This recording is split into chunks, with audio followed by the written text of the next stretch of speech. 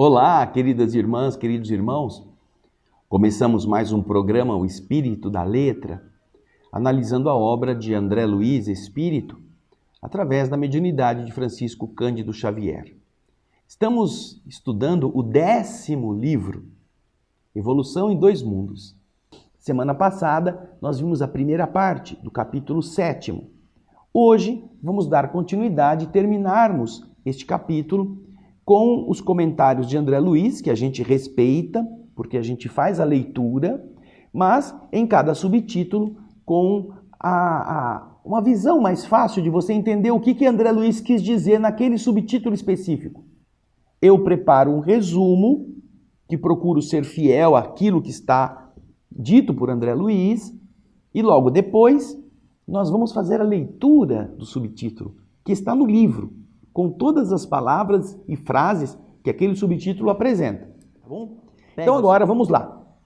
Pegue lá o seu aparato de estudo e vamos ver o resumo que eu, André Luiz, fiz desta sequência no subtítulo Hereditariedade e Afinidade. Vamos ver o que André Luiz quis dizer neste subtítulo. Vamos ao slide.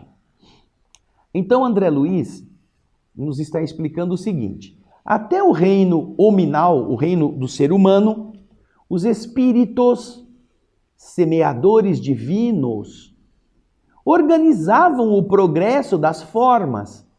O corpo ia sendo organizado e a própria mônada, você vê aí, era ajudada para que pudesse crescer, como se faz com a criança irresponsável perante a sociedade humana.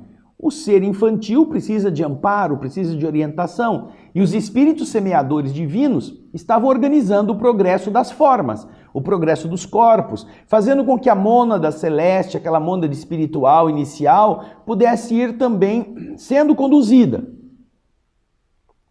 Com a conquista da experiência e do conhecimento, aquele princípio que antes era um princípio ainda infantil, torna-se responsável pela construção do seu próprio caminho em direção à herança celeste, proveniente da consciência cósmica. Nasce e morre no corpo para elevar seu nível cultural moral ou para refazer o que deixou para trás. Este já é um objetivo do nascer e renascer deste princípio inteligente, agora no reino hominal. Ele vai melhorar o seu nível cultural e moral, ou ele precisa renascer para fazer aquilo que ele não fez. Isso faz com que cada um tenha que viver na terra ou no além-túmulo, junto daqueles que lhe são iguais. Uma vez que no plano físico a hereditariedade e a afinidade no plano espiritual, ambas, hereditariedade e afinidade, cada um no seu plano, uma no plano físico e a outra no plano espiritual, são leis infalíveis que determinam que a alma se diferencie por seus próprios esforços, aprendendo a reger-se pelo bem invariável que lhe dá equilíbrio e também poder sobre os fatores do próprio ambiente, podendo criar valores mais nobres para seus impulsos de perfeição. Então agora, chegada à etapa hominal, a mônada espiritual, aquela que estava perdidinha lá no começo, no reino mineral, que depois se tornou princípio espiritual, onde estava estagiando entre as plantas, o reino vegetal, e agora depois evoluiu para princípio inteligente no reino animal, ao chegar à condição de espírito, depois de passar pelo reino animal e desenvolver-se, agora ele é coautor. Ele não é apenas espectador, em que outros fazem a peça, em que outros constroem o cenário, em que outros costuram a sua fantasia para aquele tipo de papel. Agora ele também é coautor. Então, ele precisa desenvolver-se, já que agora a sua vontade é fator que interfere, inclusive, nas células físicas, ele precisa renascer para melhorar-se culturalmente ou moralmente e também para fazer aquilo que ele deixou de fazer na etapa anterior. E assim ele vai amadurecendo. E, obviamente, da mesma forma que ele precisa renascer carregando as características biológicas que a hereditariedade de seus pais lhe forneça, com a impressão digital de suas vibrações, então ele tem que renascer entre aqueles com quem ele tem compromissos, que lhe são, hereditariamente falando, os causadores do corpo, mas também atraídos pela afinidade. Como espírito, ele estará entre aqueles com quem ele tem compromissos. E ele poderá melhorar-se à medida em que ele vá buscando mais avanço, mais aprofundamento. Ele poderá sofrer um aceleramento de sua própria evolução pela sua própria vontade. Bem, depois que nós entendemos esse resumo, o que André Luiz está explicando aqui, nós vamos ver agora o texto do livro. Vamos pegar o slide desse mesmo texto e vamos ler. Vamos acompanhar aí. Hereditariedade e afinidade. Nas épocas remotas, os semeadores divinos guiavam a elaboração das formas, traçando diretrizes, metas ao mundo da célula, em favor do princípio inteligente, então conduzido diante da sociedade espiritual, como a criança irresponsável também precisa ser conduzida diante da sociedade humana. Porém, à medida que se lhe eleva o conhecimento, passa a responsabilizar-se por si mesmo, pavimentando, colocando um pavimento, aplainando o caminho que o investirá, que vai fazer com que ele possa tomar posse da herança celeste no colo da consciência cósmica. Com alicerces na hereditariedade, com a base da hereditariedade, ele vem ao corpo físico, ele toma a forma física e se livra dela, morre, nasce e morre, para retomá-la em uma nova reencarnação, capaz de elevar-lhe o nível cultural ou moral, ou então para refazer as tarefas que deixou viciadas ou esquecidas na retaguarda. Precisa refazer o que foi mal feito. Porém, ligado inevitavelmente a esses princípios de sequência, porque ele herda dele mesmo, ele é forçado a renascer na Terra ou a viver além da morte, com algumas raras exceções, a conviver com aqueles seus próprios semelhantes.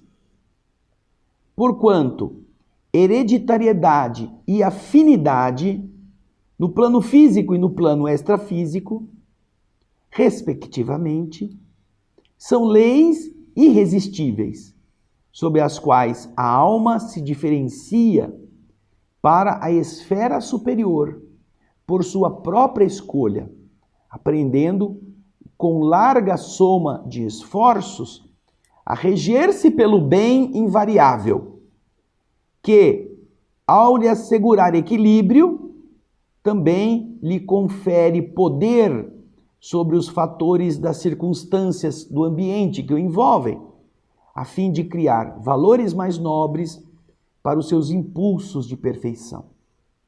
Então, a hereditariedade e a afinidade funcionam como caminhos que o próprio indivíduo agora tem que enfrentar, como condutas, como escolhas que ele mesmo fez.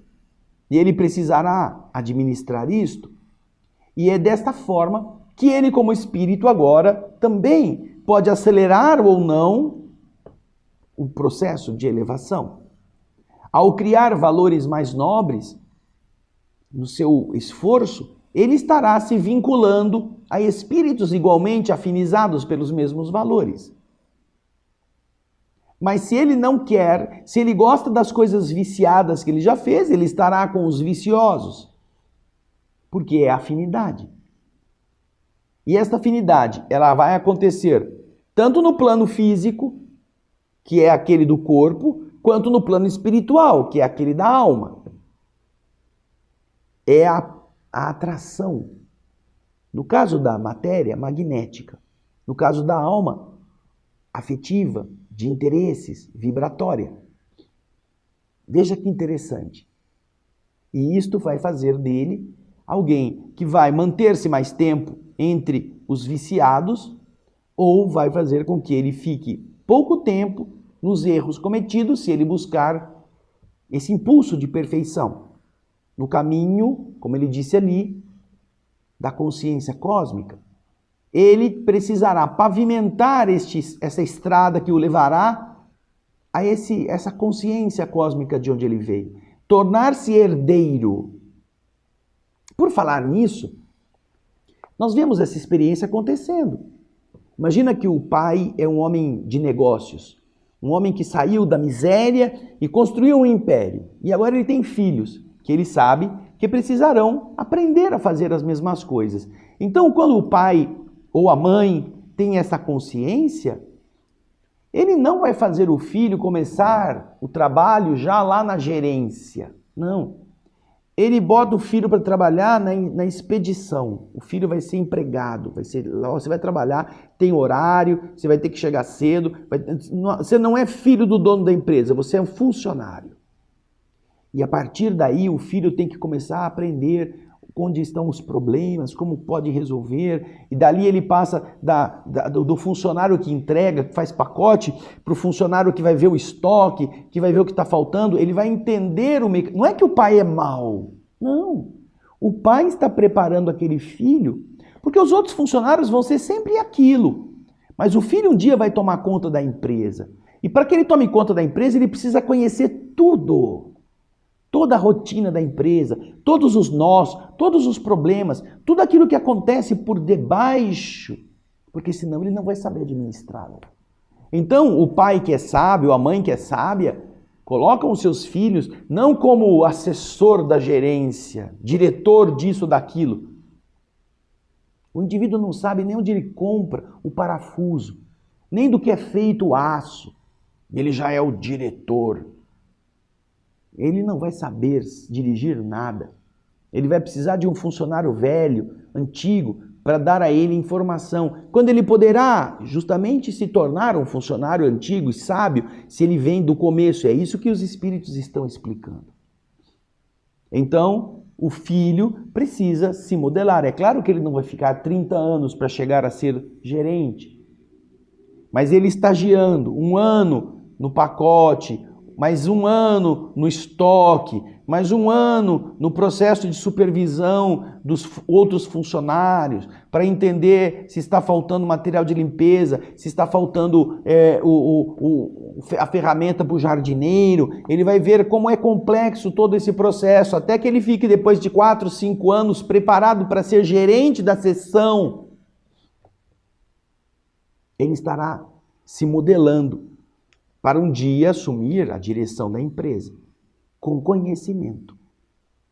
Então, para estar na posse dessa herança divina, o ser inteligente tem que passar por todo esse aperfeiçoamento. E é isso que André Luiz está nos contando nesse trecho.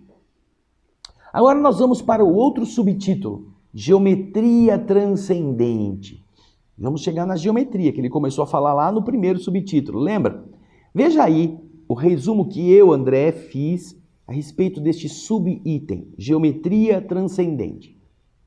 Ao atingir a idade da razão, o espírito, estamos falando então de espírito, porque ele já tem o princípio inteligente desenvolvido para o raciocínio no reino animal, e ele pôde ser então inserido na condição de ser humano, e aí com o espírito, com o raciocínio completo, né? Ao atingir a idade da razão, o espírito passa a poder interferir. Dentro, é óbvio, Dentro de certos limites, ele pode interferir na lei de hereditariedade, de acordo com seu mérito.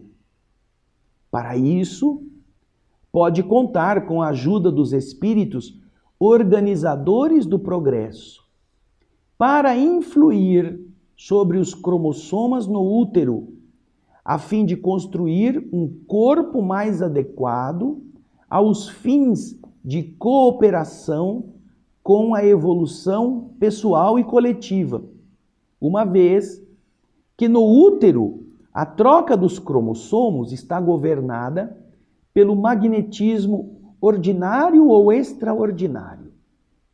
Assim, usando a mente, pode alterar a constituição dos genes nos cromossomos que irão traçar tanto as linhas e figuras dos corpos mais simples da evolução, quanto os desenhos complexos do corpo humano, segundo as leis de causa e efeito. Olha que interessante isso. O ser que atingiu a condição de espírito pode inclusive interferir na hereditariedade. Você que está participando desse estudo já deve ter visto, lá no terceiro livro que nós fizemos, o livro Missionários da Luz, uma referência sobre isto. O capítulo 12º do livro vai falar sobre o pavilhão do desenho. Nesse pavilhão do desenho, engenheiros cromossômicos vão preparar o futuro corpo daquele que vai reencarnar. E, ao fazer isso, eles levam em consideração as necessidades, os compromissos, os equívocos, ou aquilo que o espírito reencarnante precisará encontrar no futuro corpo, para que o futuro corpo seja uma ferramenta boa para ele vencer seus problemas, suas debilidades. E lá no livro, André Luiz conta, ele está lá analisando o que está acontecendo naquele pavilhão do desenho. Nós vamos ter o projeto Imagem com várias imagens, com algumas imagens sobre este pavilhão, em que centenas de técnicos estão organizando os futuros corpos em cada caso de reencarnação. Vamos ver o caso de uma moça que apresenta o seu padrão futuro, o futuro corpo que ela está projetando. E o instrutor, que é responsável, diz: eu estou muito feliz que você tenha feito essas alterações que nós aconselhamos você, porque na sua última vida você sofreu grandes problemas em decorrência da vaidade. E agora, na futura, aceitando as recomendações que nós fizemos, você compreendeu a necessidade de sofrer uma disfunção hormonal, metabólica, que irá fazer com que o seu futuro corpo não seja tão esbelto, tão bonito, tão esguio. Ele vai ter a tendência de ser mais obeso, já dentro da própria natureza biológica. E com isto, você estará, vamos dizer assim, enfrentando esse momento difícil em que o seu centro emocional se viciou graças a uma beleza muito grande e levou você aos arrastamentos que a beleza, a vaidade, a aparência mais requisitada, acabou te prejudicando. Então ele mostra a moça, o espírito da moça olhando e o desenho na mão do técnico mostrando um corpinho um pouquinho mais redondo, um pouquinho mais gordo. E André Luiz está explicando isso por quê? Porque esses mapas cromossômicos, como diz agora o livro Evolução em Dois Mundos, eles vão servir para organizar o funcionamento e a modelagem das futuras células no corpo que vai ser formado.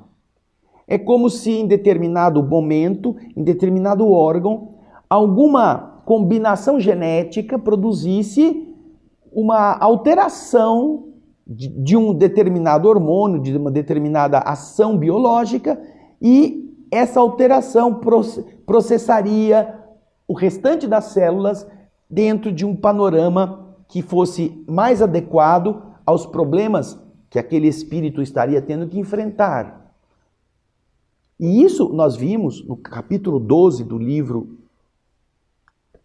Missionários da Luz, como sendo algo que o próprio reencarnante aceitou e foi lá pedir uma forma que lhe seja mais adequada. Então estão aí problemas de malformação, de má formação biológica, estão problemas de desajustes estéticos, de alterações daquilo que era muito belo para alguma coisa que não é tão belo. Estão consequências de equívocos do passado com enfermidades que vão surgir por causa de defeitos em áreas específicas. E isso está acontecendo porque também o reencarnante, o Segismundo, no capítulo 13º, ele precisará sofrer no final da sua existência de uma doença cardíaca, que é justamente a doença que vai levá-lo depois de volta ao mundo espiritual pela morte física. Porque na sua vida anterior, ele, utilizando-se de uma arma, matou o seu oponente no amor de uma mulher. Eles estavam disputando o amor de uma mulher. Este oponente, que estava entre ele, Segismundo, e a mulher pretendida, foi assassinado com um tiro no peito. E agora, Segismundo, precisando resgatar este delito, vai trazer no seu centro cardíaco um defeito que é justamente decorrência da ação agressiva da vida passada. E isso estará plasmado através dessa organização energética que vai servir de modelo para o futuro corpo. E este modelo vai produzir no futuro, quando ele tiver seus 60, 70 anos, a deformidade que vai produzir, vai resgatar a consequência do ato praticado. É isso tudo que ele está falando. O ser inteligente começa agora a atuar também em seu favor ou em seu demérito, em seu prejuízo, na organização do futuro corpo.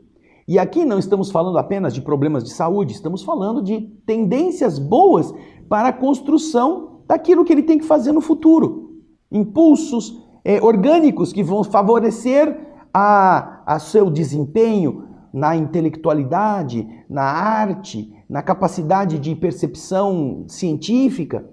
Também todas estas são coisas que vão estar amparando o reencarnante, para que ele tenha a ferramenta adequada para cumprir a tarefa que ele precisa com aquele corpo. Então, às vezes, vem com o cérebro brilhante, com a sensibilidade aguçada, com a capacidade de percepção das coisas belas e a multiplicação disso em aquilo que a gente chama de talentos. Também são ações do espírito sobre a matéria com este projeto. Olha que interessante. O homem já pode então atuar, seja na preparação, seja na continuidade. E você vai ver também esse slide que eu citei do projeto Imagem, falando do pavilhão do desenho, mas vai ver uma outra coisa interessante, que é aquilo que André Luiz também relata, que quando chega o momento da fecundação, o espírito Alexandre, ele atua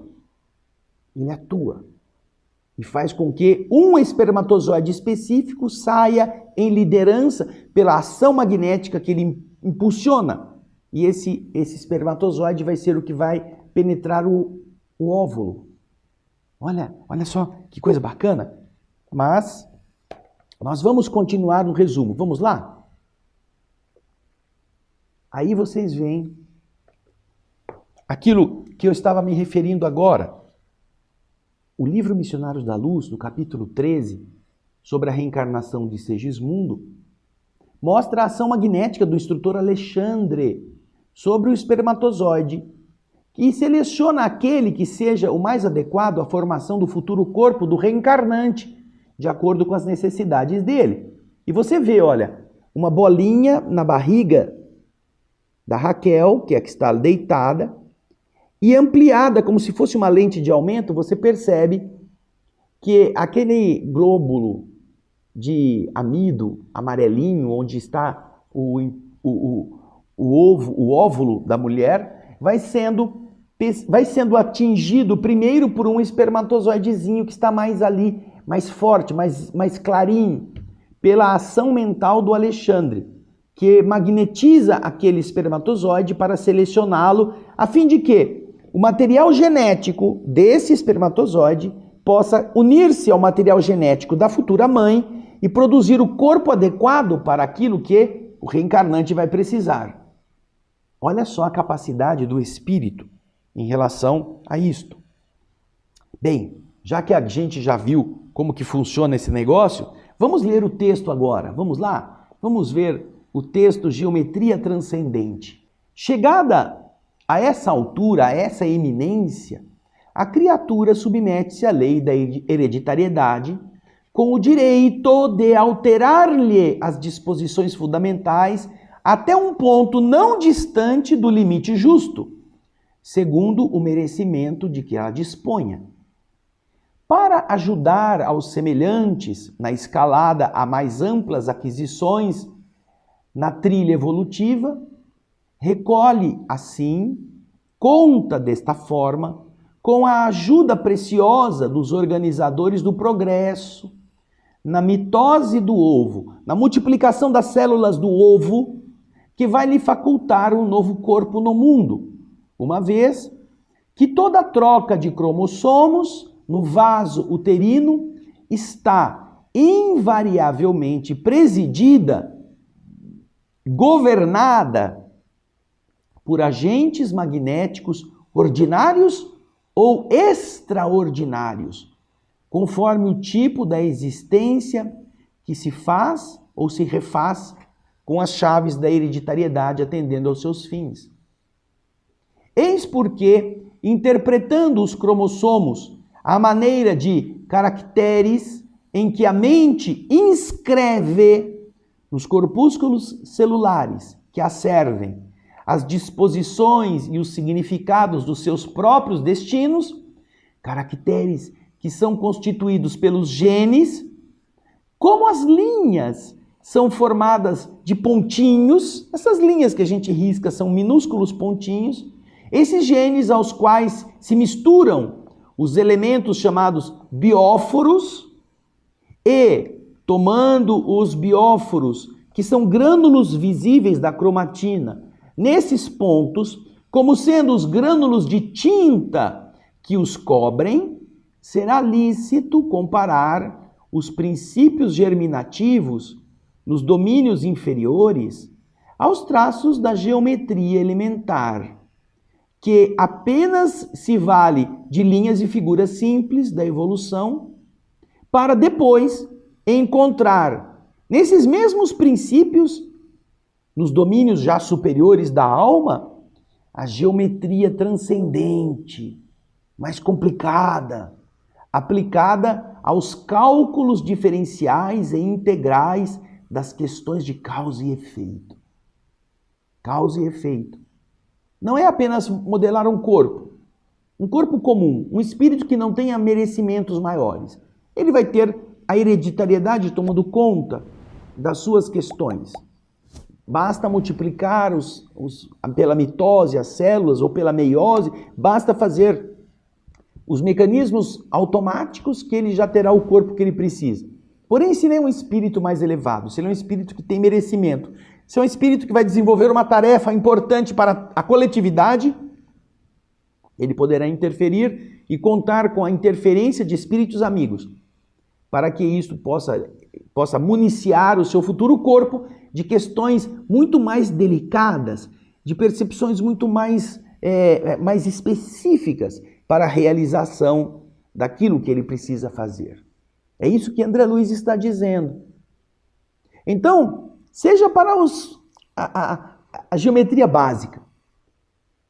Você pode imaginar, você pode construir o rosto de uma pessoa usando quadrado, círculo, triângulo e outras figuras básicas. Mas vai ficar um treco meio esquisito, meio assim, cheio de arestas. Mas se ele só precisa disso, é o suficiente.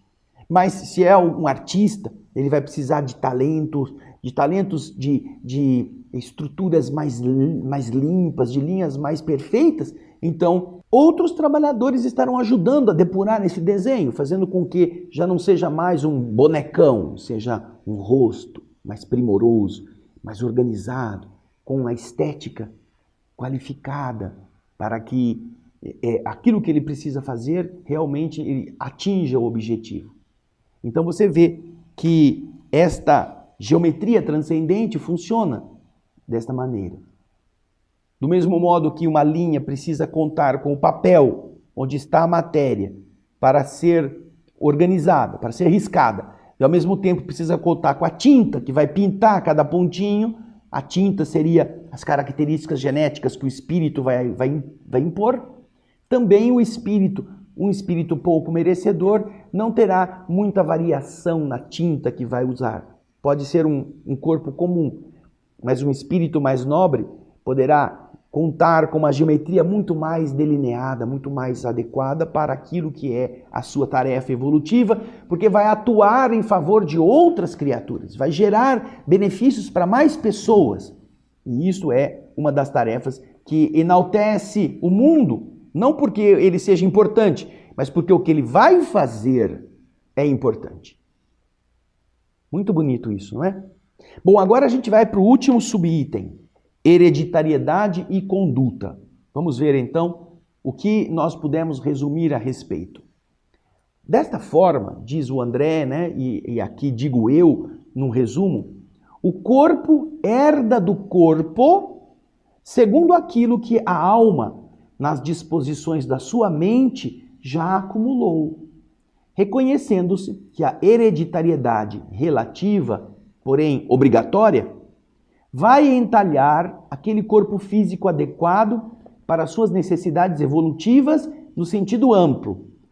Porém, por sua conduta feliz ou infeliz, ele pode piorar ou melhorar a intensidade das bênçãos ou dificuldades do programa, já que ele pode atuar de maneira magnética sobre esses bióforos, que são essas unidades de força sensíveis à ação da mente no citoplasma. Ele pode atuar magneticamente sobre os bióforos, projetando primeiro sobre as células e, em consequência, sobre o corpo, sobre os órgãos, os estados positivos ou negativos de sua mente, o que fará mais leve ou mais grave a sua própria situação, de acordo com a sua escolha do bem ou do mal. E aqui nós voltamos a lembrar a você sobre o livro Ação e Reação, que já fizemos também neste programa. Vá até o livro e você verá os débitos piorados, os débitos estacionados, os débitos acumulados, os débitos suspensos, os débitos atenuados e os débitos pagos. São capítulos deste livro Ação e Reação que estão vinculando a dívida ao comportamento do devedor. Como é que ele pôde atenuar o sofrimento tendo um comportamento mental diferente? Ou como é que ele piorou o sofrimento pela sua estrutura rebelde? Isso está lá no livro Ação e Reação. Vai lá no outro programa, O Espírito da Letra, e assista a isso, é muito interessante. Agora então, nós vamos ler o que André Luiz está dizendo para terminarmos o capítulo 7º, Hereditariedade e Conduta. Portanto, como é fácil de sentir e apreender, o corpo herda naturalmente do corpo, segundo as disposições da mente que se ajusta a outras mentes, nos círculos da afinidade. Cabendo, portanto, ao homem responsável reconhecer que a hereditariedade relativa, mas obrigatória, vai esculpir-lhe o corpo físico de que ele necessita em uma determinada encarnação, não lhe sendo possível alterar o plano de serviço que mereceu ou de que foi incumbido, segundo as suas aquisições e necessidades. Isso ele não pode mudar, mas pode, pela própria conduta feliz ou infeliz, acentuar ou atenuar a coloração dos programas que lhe marcam a rota, através dos bióforos ou unidades de força psicossomáticas que atuam no citoplasma, projetando sobre as células e, consequentemente, sobre o corpo, os estados da mente, que estará enobrecendo ou agravando a própria situação de acordo com a sua escolha do bem ou do mal. É o texto que encerra o capítulo 7º, preparando-nos para o capítulo 8º, que vai ser evolução e metabolismo, na próxima semana. Mas você está vendo aqui, olha, tristeza não cura doença. Depressão não resolve o problema. Apenas piora. Porque você vai envenenar as células pelos bióforos, pelo seu padrão negativo do magnetismo deprimido, pessimista. Daí ser importante que nós não nos fixemos nas coisas ruins. Perdoar, como disse Jesus, é processo de limpeza. É higiene para a saúde do corpo. Você vai fazer com que você não fique mais doente do que já está. E é isso que nós precisamos nos recordar. Nossa ação mental agora atua sobre a matéria. Nós não vamos poder, por exemplo, se nascemos sem uma perna, com muito otimismo fazer a perna crescer, porque nós vamos precisar desse aleijume, passar por isso. Mas nós podemos diminuir o sofrimento com uma postura otimista, poderemos construir, quem sabe, com generosidade, interesse nos outros que nos ajudem a comprar uma perna mecânica e a gente colocá-la no lugar e levar a vida, e, ao invés de ser aquilo um obstáculo para você vencer. Não, nós transformamos isso. E é isso que o livro Ação e Reação nos está informando. Leia, volte lá. Atenda a esta solicitação do André Luiz na compreensão de que você pode ser saúde ou doença, independentemente da enfermidade que o seu corpo tenha.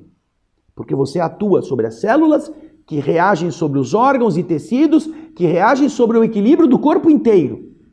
E você pode melhorar ou pode piorar. Lembre disso. A alegria já curou muita gente, mas a tristeza nunca sarou ninguém. Com isso, nós deixamos você com a notícia de que você é seu médico, ou é seu carcereiro, ou é seu algoz, ou você é aquele que baixa o machado no pescoço. Você mesmo. Pense nisso. Na próxima semana, eu espero você para o capítulo 8º do livro Evolução em Dois Mundos. O capítulo que vai falar do metabolismo. Evolução e metabolismo. Vai lendo, não fica esperando não, vai lendo já. Vai vendo as dificuldades, vai procurando as definições no dicionário e na próxima semana a gente vai falar sobre ele. Se você puder, faz o seu comentário, diz o que você está achando, onde que dá para melhorar, como você acha que dá para ficar um pouco mais claro para você, porque o nosso desejo não é te impressionar com os termos técnicos, não. Nós queremos que você entenda. Por isso estamos fazendo um resumo, tá bom? Um grande abraço, obrigado pela sua audiência. Compartilhe, avise seus amigos, leve na Casa Espírita a explicação que você está entendendo deste livro, porque muita gente tem medo de pegar o Evolução em Dois Mundos, porque acha que não vai entender nunca nada. Mas você vai perceber que é possível, como está sendo até agora. Obrigado pelo seu carinho, pela sua audiência. Até o próximo. O Espírito da Letra e muita paz.